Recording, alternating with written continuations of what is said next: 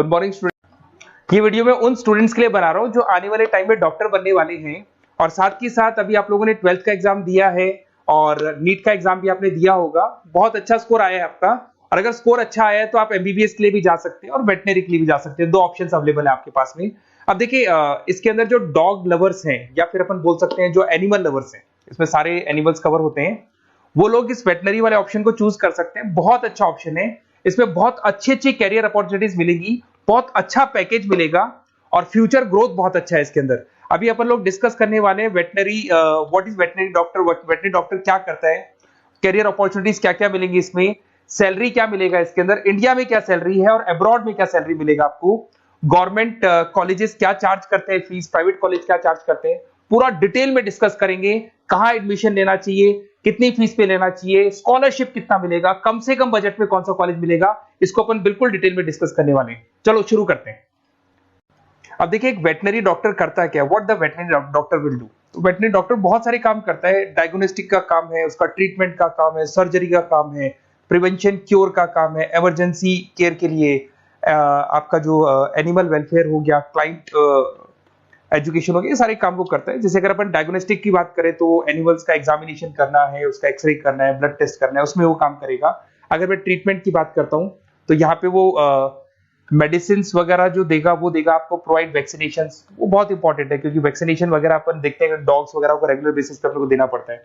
Surgeries हो गई जैसे रूटीन सर्जरीज, कॉम्प्लेक्स सर्जरीज, ये सारे काम वो करेगा।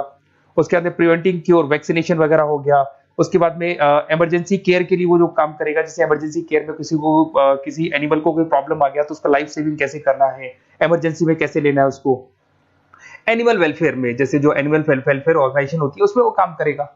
उसके बाद में क्लाइंट एजुकेशन हो गया, जो भी आपके क्लाइंट्स होंगे जो डॉग रखते हैं, जो भी पेट रखते हैं, उनको क्या खिलाना है, उनको कैसे रखना है, उसके ऊपर डिस्कशन करेगा सारा का सारा। अब देखिए मेन चीज इसमें आती है कैरियर अपॉर्चुनिटीज। क्या कैरियर अपॉर्चुनिटीज होगी, आप डॉक्टर बन जाएंगे तो डॉक्टर बनने के बाद में आपकी जॉब कहां लगेगी या फिर अपना खुद का प्राइवेट बिजनेस खोलेंगे, कैसे करेंगे आप। इसमें सबसे बढ़िया ऑप्शन है प्राइवेट क्लिनिक्स। ये लोग अपना खुद का प्राइवेट क्लिनिक खोलते हैं, small animal large animal mix दोनों के लिए खोल सकते हैं। तो प्राइवेट क्लिनिक के अंदर बहुत अच्छी अर्निंग है, अपन उसका जो सैलरी पार्ट है वो भी डिस्कस करेंगे नीचे। उसके बाद में आपका एनिमल हॉस्पिटल्स हो गए, प्राइवेट और गवर्नमेंट दोनों हॉस्पिटल हैं जहां पे जॉब लग सकती है। रिसर्च इंस्टीट्यूट्स हो गए जहां पे आपका जॉब लग सकता है, जैसे फार्मास्यूटिकल कंपनी हो गया, गवर्नमेंट एजेंसीज हो गया, यहाँ पे जॉब लग सकता है। उसके बाद में गवर्नमेंट एजेंसीज में public health agencies, department of agriculture, यहाँ आपका जॉब लग सकता है। कुछ लोग बोलते हैं जू हो गया, वाइल्ड लाइफ सेंचुरी हो गई, वहां आपका जॉब लग सकता है, जू एक्वेरियम यहाँ पे लग सकता है, वाइल्ड लाइफ सेंचुरीज में लग सकता है। उसके अलावा फूड प्रोडक्शन इंडस्ट्रीज हो गई, जैसे लाइफ स्टॉक प्रोडक्शन हो गया, जैसे कोई मुर्गियों का बिजनेस करता है या मुर्गियों का फार्म है, वहां पे जॉब लग सकता है आपका। एनिमल वेलफेयर एडवाइस के लिए जॉब लग सकता है आपका। कुछ नॉन प्रॉफिट ऑर्गेनाइजेशन होती है जो एनिमल्स के लिए खुली हुई है और उनका ऑब्जेक्टिव होता है कि कोई भी अगर एनिमल के साथ कोई प्रॉब्लम है तो वो लोग सॉल्व करते हैं उसको, उसका कोई चार्ज नहीं है, वहां आपका जॉब लग सकता है। उसके बाद में पेट और फूड न्यूट्रिशन, क्या खिलाना है, जैसे आपने सुना होगा डॉग्स को पेडिग्री देते हैं अपन, वैसे कौन सी चीज खिलानी चाहिए, क्या नहीं खिलाना चाहिए, उसकी जो जितनी मेडिसिन बनेगी या जितने फूड बनेंगे वहां जॉब लग सकता है आपका। उसके अलावा आपका स्कूल्स एंड कॉलेजेस में आपका जॉब लग सकता है एज अ फैकल्टी। पढ़ने के बाद में अगर आपका इंटरेस्ट है फैकल्टी बनने का तो वहां आपका जॉब लग सकता है। कंसल्टेंसी फर्म्स हो गया, animal health consultancy, food safety consultancy, यहाँ आपका जॉब लग सकता है।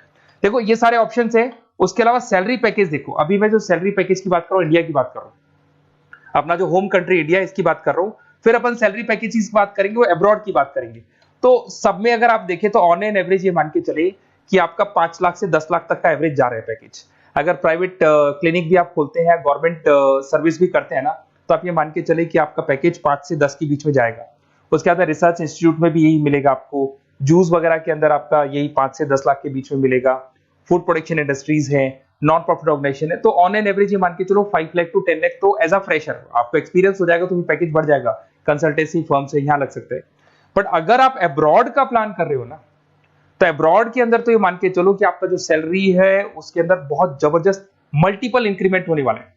अगर आप अब्रॉड का प्लान कर रहे हैं, अगर यूएस में अगर आपका जॉब लगता है तो मान के चले ऑन एन एवरेज $1 लाख है एनुअली। तो अगर $1 लाख का मतलब मान के चले तो 83 या 80 रुपीज राउंड फिगर में मानोगे तो भी 80 लाख रुपए आपको मिले। तो इसके अंदर एक बहुत अच्छा ऑप्शन है कि आप एज अ डॉक्टर बन के अब्रॉड भी जा सकते हैं। कुछ लोग हैं जो नहीं जाना चाहते बट कुछ जाना चाहते हैं तो वो जा सकते हैं, इसमें अब्रॉड भी जा सकते हैं। उसमें यूएस है, यूके है, ऑस्ट्रेलिया है, कनाडा है, जर्मनी है, बाकी और बहुत सारी कंट्रीज है जहां पे बहुत अच्छे अच्छे जॉब लगेंगे। ऑन एवरेज मान के चलो 80 लाख, 70-80 लाख रुपए आपको साल के मिल जाएंगे। ये सारे ऑप्शंस हैं। अब मेन चीज पे आते हैं। देखो सीधी सी बात है, अगर इसको करना है तो उसको करने के लिए नीट में स्कोर कितना चाहिए, गवर्नमेंट कॉलेज क्या मांगेगा, प्राइवेट कॉलेज क्या मांगेगा।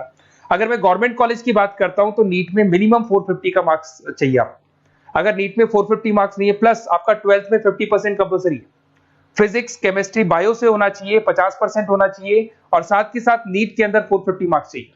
5.5 साल का कोर्स है। गवर्नमेंट कॉलेज में अगर आपको मिल जाता है तो सबसे फर्स्ट ऑप्शन यही रखेंगे आप।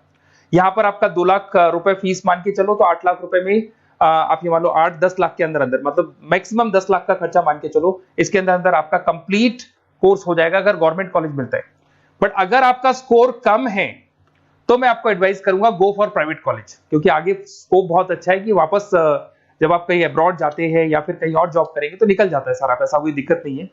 प्राइवेट कॉलेज के अंदर नीट अपीयर चाहिए। अगर आपका स्कोर कम भी है तो भी चलेगा, नीट अपीयर है तो भी चलेगा। साथ ही साथ अगर यहाँ पे ड्यूरेशन देखे तो वही कॉमन रहेगा। बट प्राइवेट कॉलेज में फीस बहुत हाई है। देखो आप 5.5 से लेके 7 लाख पर एनम मान के चलो तो पूरी फीस मान लो कम से कम 30-35 लाख के आसपास फीस बैठती है आपकी।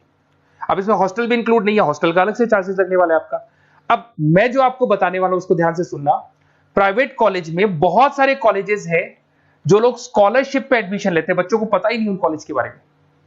वहां पर हॉस्टल भी इंक्लूड हो जाएगा, स्कॉलरशिप भी मिल जाएगा, और बहुत मिनिमम फीस में आपका एडमिशन हो जाएगा।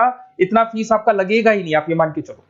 तो उन सारे कॉलेजेस का अपन डिटेल में डिस्कस करेंगे। मेरा नंबर आप लोग के पास है, इस पे जैसे आप कॉल करेंगे तो या तो मैं रिसीव कर लूंगा, अगर मैं रिसीव नहीं करूं तो आप मेरे को मैसेज डाल के छोड़ना, मैं हाथों हाथ डिटेल, मेरे जो डिटेल काउंसलर्स हैं उनसे मैं बात करा दूंगा, वो आपको डिटेल में सारा डिस्कस करेंगे। Okay, best of luck. कोई प्रॉब्लम हो, ये नंबर है मेरा, इस पे कॉल कर सकते हैं। Okay, best of luck.